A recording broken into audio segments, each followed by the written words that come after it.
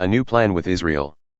In essence, we have just such a high priest, authoritative right alongside God, conducting worship in the one true sanctuary built by God. The assigned task of a high priest is to offer both gifts and sacrifices, and it's no different with the priesthood of Jesus. If he were limited to earth, he wouldn't even be a priest.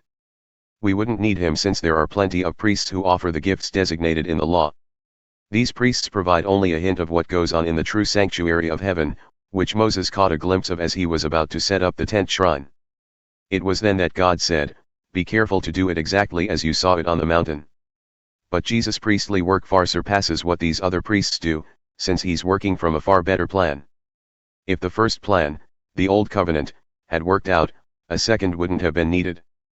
But we know the first was found wanting, because God said, "Heads up. The days are coming when I'll set up a new plan for dealing with Israel and Judah. I'll throw out the old plan I set up with their ancestors when I led them by the hand out of Egypt. They didn't keep their part of the bargain, so I looked away and let it go. This new plan I'm making with Israel isn't going to be written on paper, isn't going to be chiseled in stone.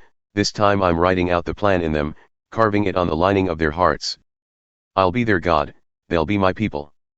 They won't go to school to learn about me, or buy a book called God in 5 Easy Lessons.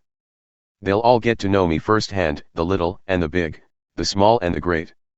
They'll get to know me by being kindly forgiven, with the slate of their sins forever wiped clean. By coming up with a new plan, a new covenant between God and his people, God put the old plan on the shelf. And there it stays, gathering dust.